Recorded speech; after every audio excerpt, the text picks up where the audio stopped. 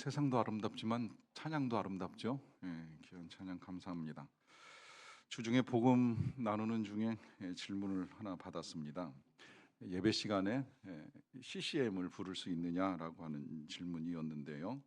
CCM은 뭐 아시는 대로 이제 현대 기독교 음악을 말합니다. 찬송가가 아닌 뭐 복음성가를 비롯해서 요즘엔 이제 팝으로도 이 기독교 내용을 전달하는 이제 곡들이 많이 만들어지는데, 이제 이와 같은 찬양을 예배 시간에 부를 수 있느냐라고 하는 질문입니다.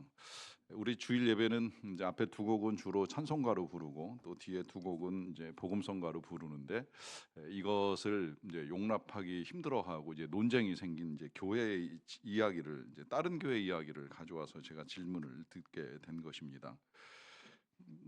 예배 시간에 찬송가 아닌 다른 노래를 부를 수 있느냐라고 하는 것인데, 우리 교회는 이제 금요일은 주로 그야말로 CCM 복음성가 위주의 찬양을 하고 이제 어쩌다가 찬송가를 이제 가끔 부를 때가 있습니다. 자, 그렇다고 한다면 이 금요일에 드리는 기도회는 예배일까요? 예배가 아닐까요? 이걸 제가 전공한 예배학 신학계에서는 이제 예배와 집회를 구분하자라고 하는 이제 이론도 크게 제기되기는 했는데, 전 개인적으로는 그게 정말 명확하게 구분이 될 수 있는가라고 하는 의문을 제기합니다. 왜냐하면 이제 우리의 예배라고 하는 것이 이 시간에 이 자리에 모여서 드리는 이거 굉장히 중요한 예배이긴 합니다만은, 그러나 자주 우리는 우리의 삶도 예배로 하나님께 드려져야 된다라고 하는 이제 말씀을 듣게 됩니다. 예배만이 예배가 아니라 삶도 예배가 될 수 있다는 거죠. 그래서 우리 교회 핵심같이 첫 번째 이 서비스는 예배와 섬김으로 해석이 되어 있습니다. 이 자리에서 예배를 드리는 것도 중요하지만 세상의 섬김을 통해 우리는 또 하나의 예배를 드릴 수 있다라고 하는 의미이죠. 이제 그런 관점에서 본다라고 하면 이것만이 예배다 할 수 없다고 생각을 합니다. 어떠한 형태로 드려지든지 우리가 드리는 모든 것들은 하나님께서 받으실 만한 예배가 된다라고 생각을 하는데요. 이제 이런 말씀을 드리는 이유는 성경에서 명확하게 예배 때 뭘 불러야 된다거나 예배가 어떤 형식을 갖춰야 된다거나 하는 식의 가르침은 없습니다.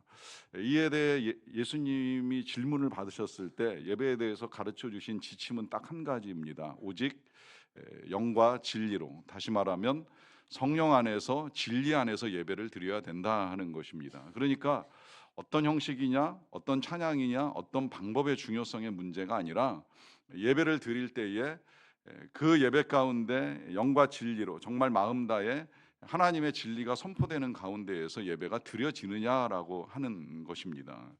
아무리 찬송가를 부른다고 한들 거기에 정말 우리의 마음과 정성이 담기지 않은 상태에서 노래를 부른다고 한다면 그야말로 그건 이제 노래에 불과한 것이지 하나님을 찬양하는 것이 될 수가 없기 때문입니다. 전 개인적으로 제가 노래를 잘한다고 생각해 본 적은 단 한 번도 없는데요. 그렇다고 해서 이 마이크 앞에서 이제 찬양을 할 때 주저하지는 않습니다. 왜냐하면 제 노래를 들으시고 받으시는 분이 하나님이시기 때문입니다. 때로 온라인으로 예배를 드리거나 뭐 5층에 언젠가 잠시 중계가 됐던 적이 있는데, 이제 중계되는 제 노래를 들으시는 분들이 되게 불편하고 힘들어하신다는 이야기를 듣기는 했어요. 사실 여기서 이제 같이 불러주시는 찬양대원의 목소리가 좀 더 크게 들어갔으면 좋겠는데, 그것보다 방송으로 나가게 되면 제 목소리가 이제 크게 나가니까 힘들다는 이제 느낌이 있다는 걸 저도 모르지는 않아요. 하지만 그것 때문에 제가 이 자리에서 찬양을 부르는 걸 주저하지는 않습니다. 왜냐하면 제가 잘 부르던 못 부르던 저의 찬양을 받으시는 분은 하나님이시라고 하는 분명한 믿음을 가지고 있기 때문입니다. 더구나 우리가 이렇게 건강한 몸을 가지고 이 자리에 나와서 하나님을 찬양할 수 있다라고 하는 이 자체가 놀라운 하나님의 은혜인데, 그리고 이게 하나님께서 주신 기회이고 시간이고 건강인데, 이 시간에 열과 성을 다해 하나님을 찬양하는 건 너무나도 이제 마땅한 일이라고 생각을 합니다. 이런 말씀을 드리는 이유는 이 11월이 이제 감사의 달이고요. 이 감사의 달은 특별히 우리가 더더욱 이제 하나님의 은혜를 감사하며 찬양하는 시간을 갖게 되기 때문입니다. 문제는 뭘 감사해야 될지, 감사해야 된다는 건 늘 들어왔지만 감사가 쉽지 않은 시대를 살아가면서 무엇으로 감사할까라고 하는 이 질문을 가지고 있다면, 여러분 시편을 보십시오. 시편 안엔 이제 많은 감사시가 들어 있고요. 하나님께 감사하면서 찬양을 했던 믿음의 선배 선배들이 그 기록이 되어 선배들의 기록이 들어 있습니다. 그 가운데 이제 오늘 우리는 시편 104편을 보게 되는데 이 시편 104편은 송축하라라고 하는 명령으로 시작이 됩니다. 단어의 의미가 어렵지는 않지만 조금 이제 낯선 표현 중에 하나예요. 보통은 이제 찬양하라, 찬송하라, 감사하라. 실제로 시편 전체 이렇게 들여다보니까 뭐 이런 표현들, 예를 들어 찬송하라라고 하는 명령은 한 90번 가까이 나오고요. 또 찬양하라도 한 60번 나오고 감사하라 한 75번 정도 나오는데 송축하라 잘 안 나와요. 한 25번 정도 나옵니다. 이제 오늘 보는 본문이나 아니면 교독했던 요 시편 104편 앞에 103편 정도의 송축하라 이제 이런 표현이 나오는데요. 그래서 의미를 찾아보니까 이런 뜻을 담고 있더라고요.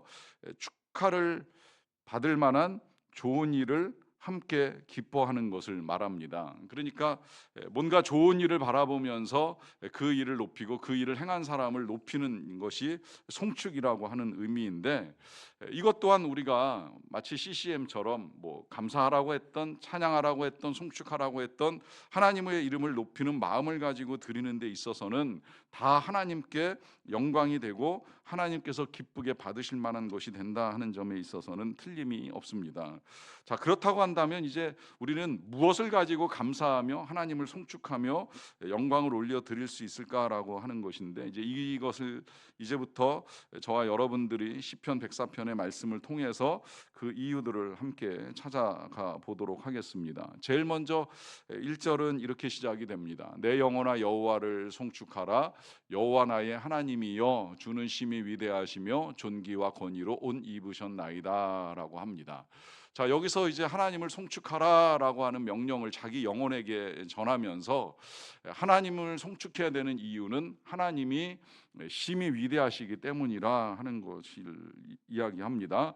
자, 이게 이제 오늘 저와 여러분들이 나누는 말씀의 제목입니다. 주는 심히 위대하시니 우리는 하나님을 송축할 수 있다라고 하는 것이죠. 그러면 왜 위대하신가라고 했을 때 바로 이제 그 이유 밝혀요. 존귀와 권위로 옷을 입으셨나이다라고 합니다. 자, 하나님이 옷 입으셨다. 그 옷은 존귀와 권위다라고 하는 것입니다. 한번 생각을 해봅시다. 하나님 정말 옷을 입고 계실까요? 근데 왜 우리 하나님이 옷을 입으셨다라고 하는 표현을 사용을 할까요? 그러다 보니까 제가 이 옷의 기능에 대해서 다시 한번 좀 생각을 해봤어요. 생각을 해보니까 이 옷이라고 하는 것이 가리려고 입기도 하고요, 드러내기 위해서 입기도 합니다.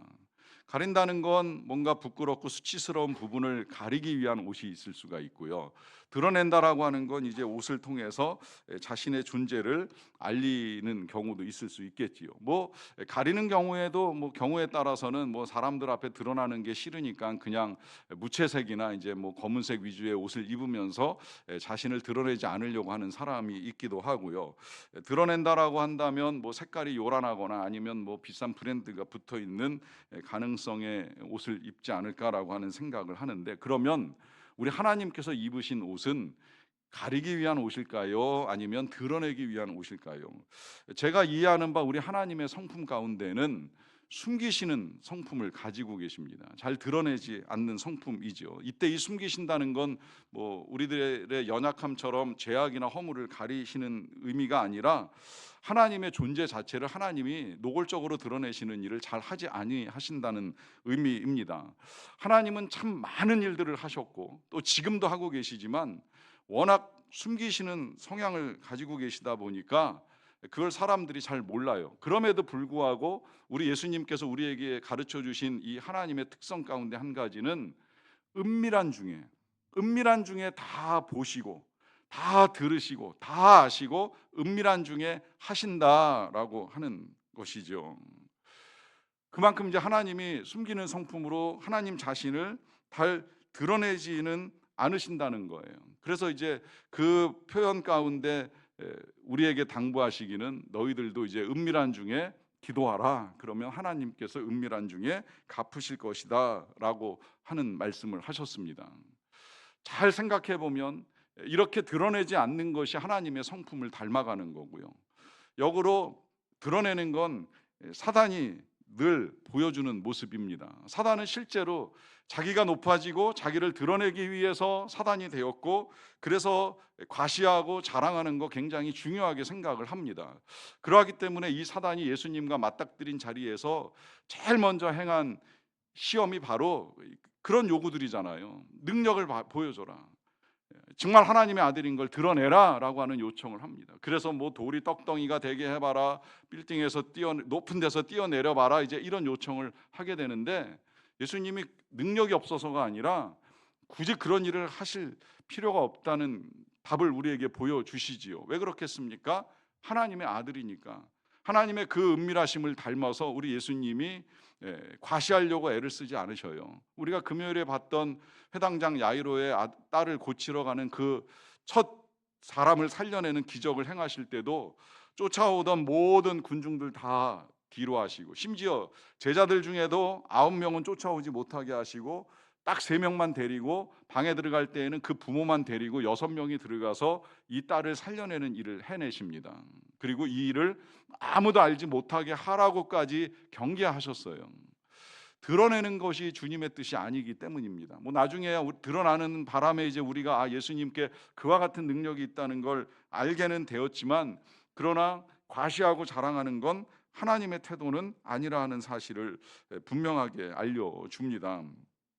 그렇다고 해서 하나님이 또 마냥 숨기시지는 않아요. 왜냐하면 또 마냥 숨기게 되면 지금 이 세상처럼 하나님이 없는 것처럼 착각하는 사람도 많고, 그러다 보니까 아예 하나님을 모르거나 이제 무시하는 일들이 많이 드러납니다. 그러다 보니까 하나님께서 이제 은밀한 중에 하나님 자체를 드러내시는 일을 하게 되는데, 이제 그것이 바로 하나님의 권위와 존귀함이다, 이제 이런 표현을 사용하는 거예요. 그래서 우리 하나님이 권위와 존귀를 옷 입으셨다라고 하면서 어떻게 그 권위와 존귀함이 드러나는가 하는 건 이제 그 뒤에 이어지는 2절부터 우리가 볼 수 있게 되는데요. 2절에 보시게 되면 이런 말씀을 합니다. 주께서 옷을 입음같이 빛을 입으시며 하늘을 휘장같이 치셨다 그래요. 자, 여기서 이제 다시 한번 옷을 입는다는 표현이 나오고요. 그 옷을 특별하게도 빛을 입으셨다라고 하는 것으로 설명을 합니다. 자, 이렇게 보면 마치 빛이 하나님의 오신 것처럼 이제 전달될 가능성도 있는데, 사실 굳이 하나님은 빛을 입지 아니하셔도 하나님의 존재 자체가 영광의 광채이시죠. 그래서 그 영광의 광채를 누가 감히 볼 수 있겠는가 하는 말씀을 지난 4개월 동안 우리가 나눈 거예요. 우리가 주의 영광을 보이소서라고 하는 모세의 간청을 받지만, 하나님은 그 하나님의 얼굴을 보고 살 자가 없다라고 하시는 말씀을 통하여서 감히 하나님 앞에는 우리가 설 수도 없고 볼 수도 없는 영광과 광채가 있다는 사실을 우리가 분명히 알 수 있게 되었습니다. 그럼에도 불구하고 또 이제 하나님은 그 영광을 알 수 있는 길을 우리에게 열어 주셨는데, 그 방법 중에 하나가 바로 이 빛이라는 거예요. 빛. 이 빛을 통해서 이제 우리는 하나님의 영광을 볼 수 있게 되는 거죠.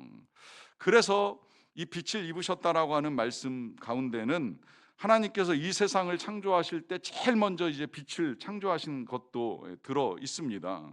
이게 하나님의 존재를 드러내는 방식이지요. 아시겠지만 하나님의 창조 역사가 있기 직전까지 세상은 혼돈과 어둠이었습니다. 그 가운데 이제 우리 하나님이 제일 먼저 시작하신 작업은 빛이 있으라라고 하시면서 빛을 만드시는 것부터 시작을 하셨어요. 그래서 이 빛을 보시며 좋다고 말씀하신 하나님께서 이제 그 존재를 드러내셨습니다. 그리고 그 빛과 함께 만들어진 이제 해, 달, 별들, 이제 이런 것들이 하나님의 영광을 드러내는 존재가 된 것이죠. 그러니 이런 빛들, 태양빛으로 시작해서 이 세상에 존재하는 자연의 모든 빛들을 보게 되면 우리는 하나님이 그 빛을 통하여 옷 입으신 영광의 하나님이신 것을 얼마든지 볼 수 있다는 거예요. 그래서 이 빛이 하나님을 상징하는 단어로 성경에 참 많이 등장을 하잖아요. 우리 베드로서 같은 경우에 보면 어둠 가운데 있던 우리를 불러내어 그의 기이한 빛에 들어가게 하셨다라고 하는데, 그 빛이 하나님이죠. 또 예수님 자신도 예수님을 설명할 때 빛과 연결해서 표현을 많이 했어요. 나는 세상의 빛이다. 또 나는 생명의 빛이다라고 하면서 우리 예수님이 빛으로 이 땅에 오셨다는 사실을 밝혀주셨고, 이 사실을 전하는 요한은 빛이 이 땅에 오셨음에도 불구하고 어둠이 깨닫지 못하더라라고 하면서 빛이 비추이지만 다 그 빛 예수님을 보는 것은 아니라는 사실도 우리에게 알려주었습니다. 그 가운데 이제 우리가 잘 아는 사도 바울이 예수님과 처음 제대로 만나는 장면에서도 광채가 비추이잖아요. 눈 뜨고 볼 수 없는 광채가 비추임으로 예수님이 살아계신 것을 경험하게 됩니다. 이런 빛들이 이제 우리 예수님을, 또 하나님을 드러내는 하나님의 옷으로 쓰임을 받게 된다라고 하는 의미입니다. 이와 더불어서 아까 그 2절에서 뒷부분에는 이제 우리 하나님이 하늘을 휘장같이 치셨다라고 하는 표현도 나오게 되는데요. 휘장 아시죠? 휘장, 이제 천막같이 큰 천입니다.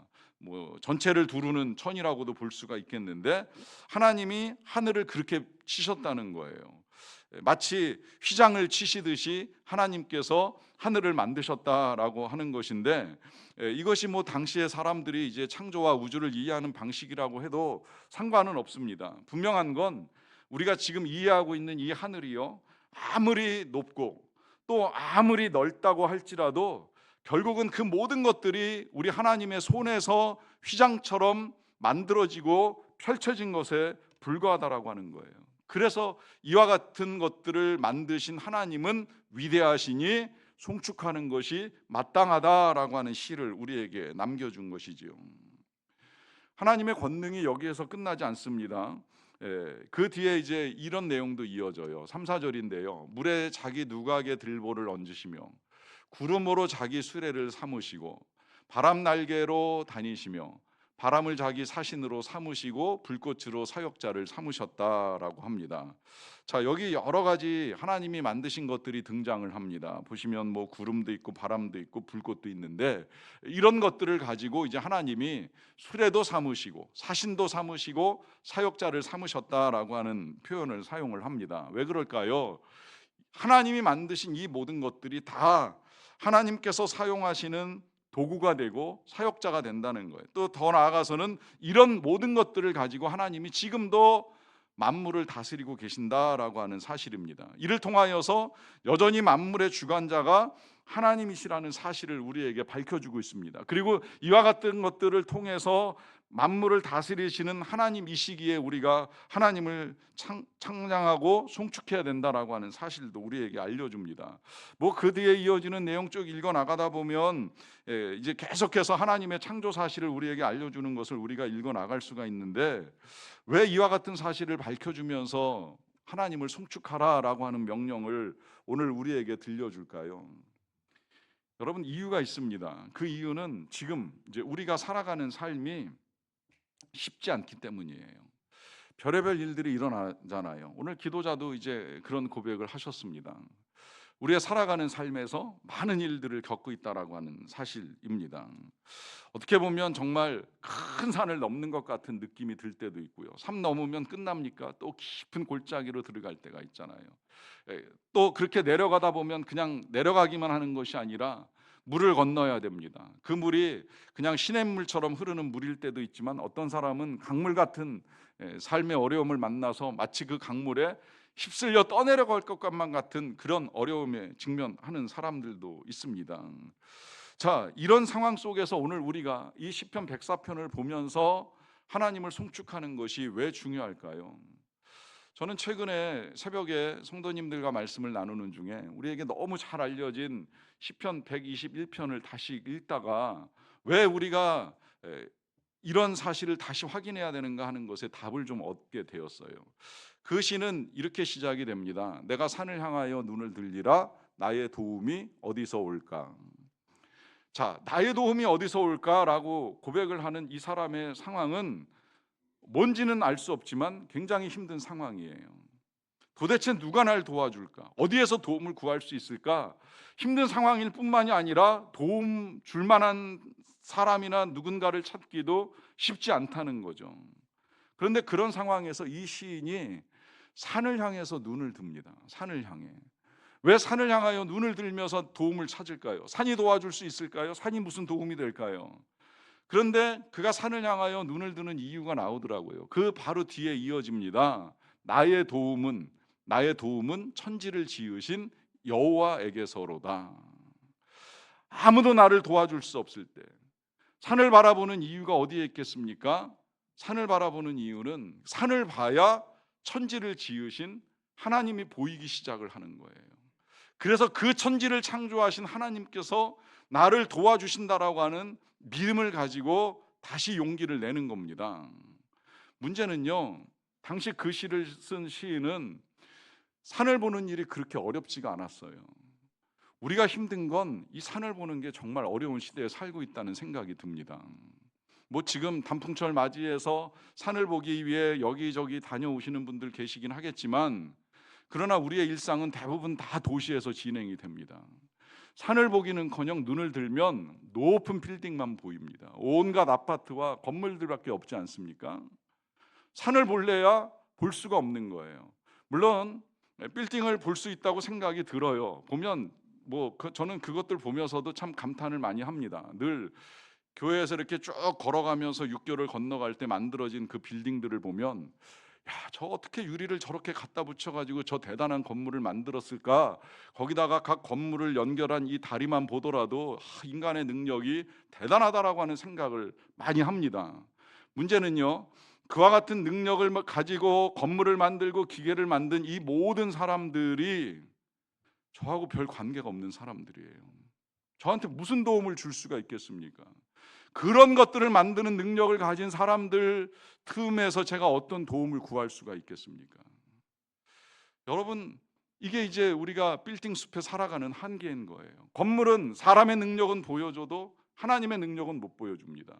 사람의 능력이 대단할지라도 그것을 만든 자들이 나에게 도움이 된다는 생각을 할 수가 없습니다.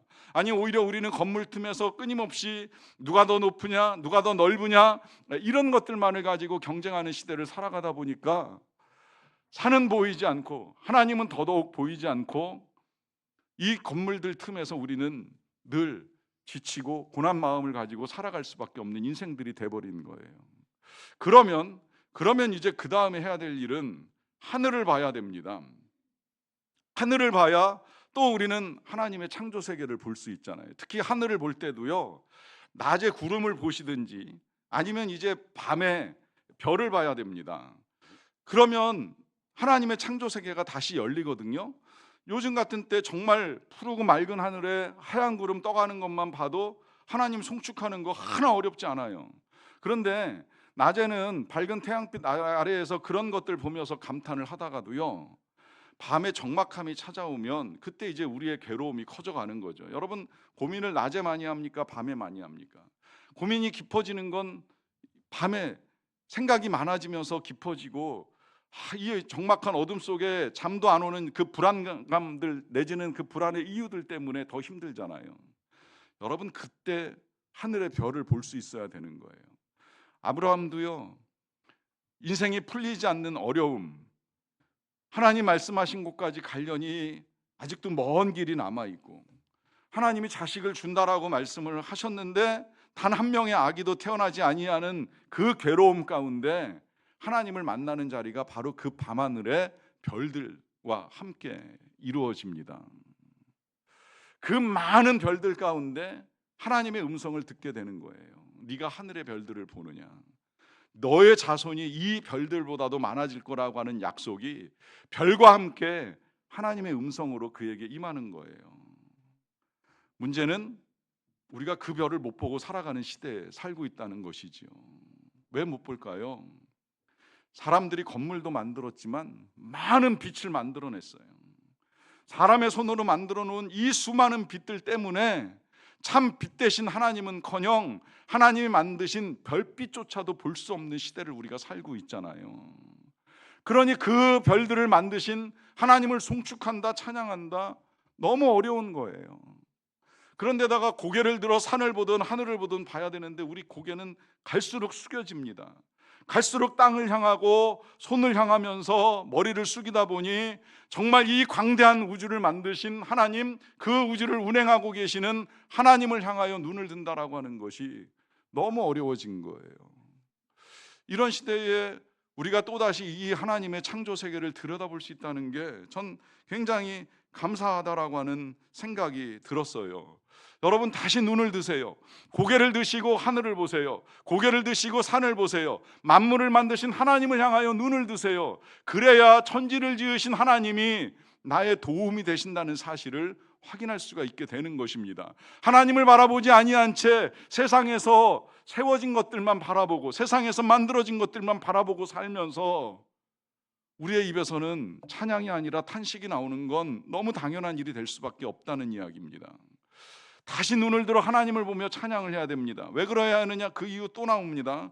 한 군데만 더 볼게요. 7절과 9절인데요. 먼저 7절 보시면 주께서 꾸짖으시니 물은 도망하며 주의 우리소리로 말미암아 빨리 가며 9절입니다. 주께서 물의 경계를 정하여 넘치지 못하게 하시며 다시 돌아와 땅을 덮지 못하게 하셨나이다 라고 하는 말을 합니다. 자, 여기서 보시면 주님이 꾸짖으셨던 경계를 정하셨던 물이 와서 땅을 덮거나 넘치지 못하게 하셨다라고 하는 말씀을 하고 있습니다.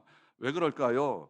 이 지금 시인이 창세 때의 일들을 되짚어 보면서 하나님을 송축을 하는데 그 가운데 중요한 사건이 하나 있지요. 창세 중에 있었던 사건 중에 하나는 노아 시대에 이 땅을 덮는 홍수가 일어났던 것입니다.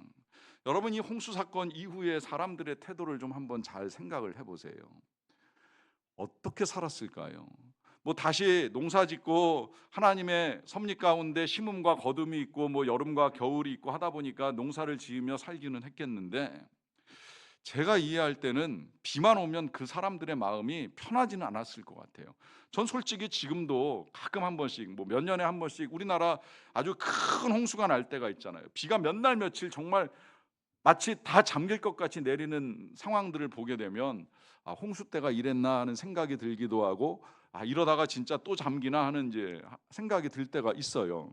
그런데 그런 마음이 우리는 뭐 쉽게 지나갈 수 있는 일이라고 할지라도 당시 사람들 입장에서는 그렇게 비가 많이 내리기만 하면 어떤 마음이 들겠어요? 걱정이 드는 거죠. 이러다 또 홍수로 세상이 잠기는 거 아닌가? 다 홍수로 휩쓸려 내려가는 거 아닌가? 뭐 여러분 우리의 삶에 홍수는 아닐지라도 큰 일이 우리에게 닥쳐오면 우린 그런 마음을 갖게 된다는 거예요. 이러다 내 인생이 휩쓸려 가는 건 아닌지 우리 집이 어떻게 되는 것은 아닌지. 여러분 그때 바로 이 구절 다시 보십시오. 물의 경계를 정하시는 하나님, 물이 땅을 덮치지 못하게 하시는 하나님, 그 하나님이 우리의 삶에 닥치는 그 어떤 일들이라 할지라도 다 경계를 정하시고 덮치지 못하게 하신다는 거예요.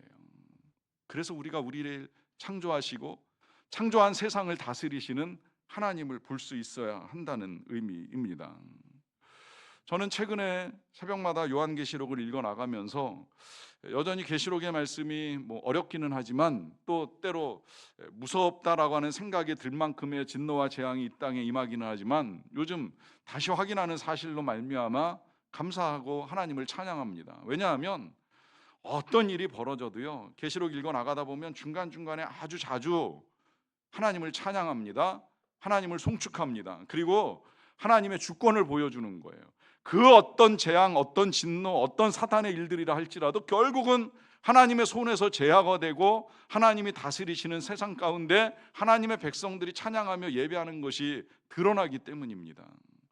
모든 주권은 하나님의 손에 있습니다. 그래서 우리가 하나님이 만드신 세상을 바라보며 하나님의 주권을 신뢰합니다. 그 주권을 믿기 때문에 오늘 우리는 이 세상에서 하나님의 창조와 함께 하나님을 송축할 수 있는 것입니다.